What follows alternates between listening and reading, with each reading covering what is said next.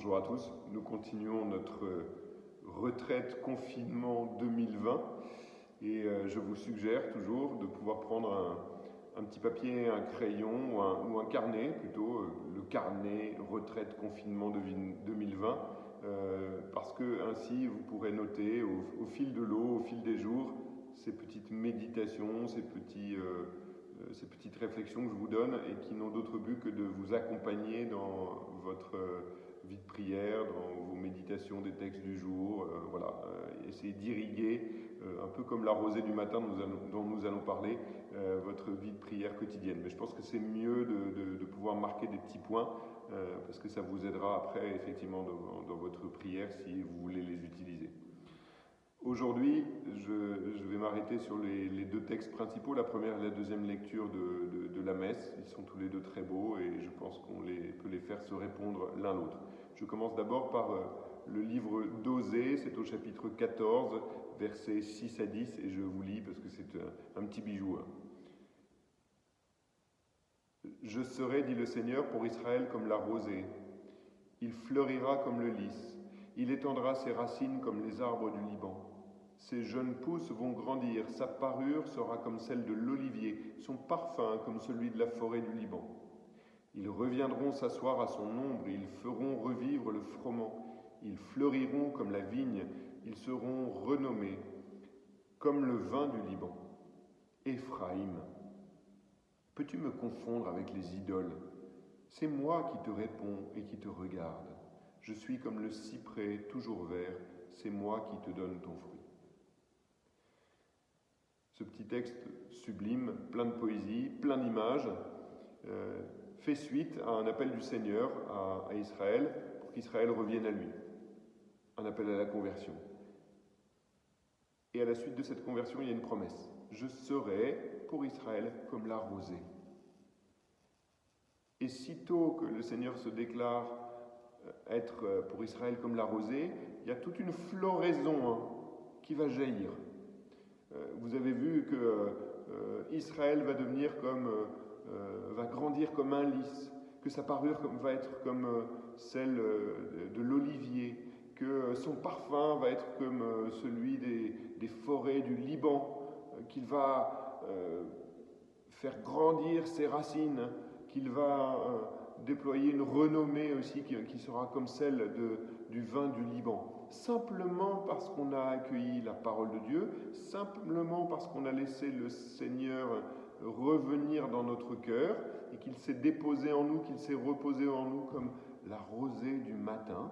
Voilà, on a rendu notre cœur perméable à la présence de Dieu, à la parole de Dieu, et on a laissé le Seigneur venir se déposer dans notre cœur, se reposer en nous, comme une rosée, vous voyez la caresse de la rosée du matin sur la terre.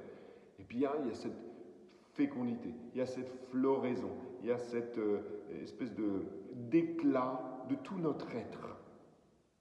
De tout notre être. Vous voyez, il y a une promesse de rayonnement, il y a une promesse d'une espèce de jaillissement de vie, simplement parce qu'on a accueilli la parole, parce qu'on a accueilli le Dieu vivant, parce qu'on l'a laissé se déposer en nos cœurs. Et ce petit texte si beau se termine avec cet appel du Seigneur. Éphraïm, peux-tu me confondre avec les idoles ? Est-ce que tu peux me confondre avec d'autres dieux qui n'existent pas ? Est-ce que quelqu'un d'autre que moi, dit le Seigneur à son peuple, et donc à nous, peut te donner cet éclat, cette fécondité, ce rayonnement ? Peut faire que ton être se déploie dans toutes ces dimensions. Vous avez entendu, c'est le goût, c'est le parfum, c'est la vue. Voilà, on va être beau, on va répandre une bonne odeur par nos actions saintes et belles, la bonne odeur du Christ. On va être savoureux plutôt que d'être juste insupportable et imbuvable. Vous voyez ? Voilà ce que fait le Seigneur. Parce qu'il vient se reposer en nous, c'est tout notre être qui se déploie dans une bonté et une beauté nouvelle. Voilà. Alors Seigneur, aujourd'hui, effectivement, je choisis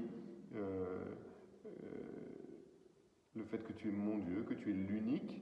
Je choisis de me placer sous ton regard parce que tu me dis que tu es celui qui me regarde, et je t'ouvre mon cœur pour que tu te déposes en lui comme une rosée. Voilà. Regardez la terre se laisser faire, elle se laisse couvrir de rosée. Nous laissons notre cœur être rempli de la présence de Dieu, et on se met en sa présence pour cela. L'évangile, il est magnifique, je vous le lis.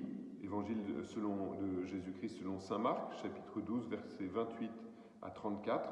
En ce temps-là, un scribe s'avança vers Jésus pour lui demander « Quel est le premier de tous les commandements ?»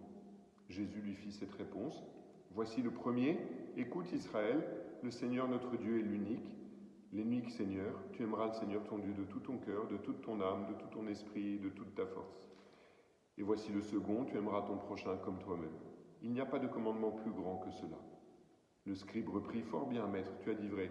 Dieu est l'unique et il n'y en a pas d'autre que lui. L'aimer de tout son cœur, de toute son intelligence et de toute sa force, et aimer son prochain comme soi-même, vaut mieux que toute offrande d'holocauste et de sacrifice. » Jésus, voyant qu'il avait fait une remarque judicieuse, lui dit, « Tu n'es pas loin du royaume de Dieu. » Et personne n'osait plus l'interroger.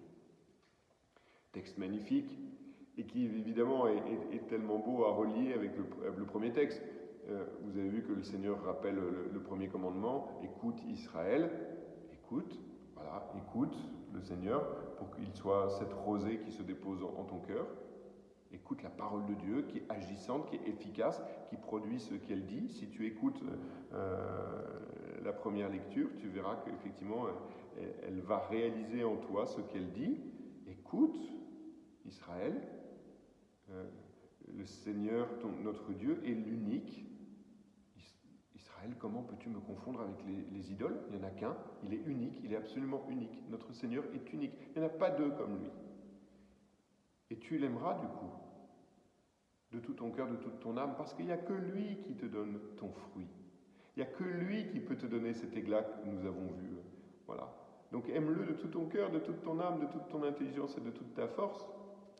Et aime ton prochain et aime-toi toi-même en ce Dieu qui t'a créé à son image et à sa ressemblance, dans l'amour de ce Dieu qui t'a fait et qui a créé ton prochain à son image et à sa ressemblance. Et alors, tu découvriras que, comme le scribe qui interrogeait Jésus, tu es tout proche du royaume de Dieu. Et peut-être même que tu découvriras que non seulement tu es tout proche, mais que tu es déjà en lui et que ce royaume est déjà en toi.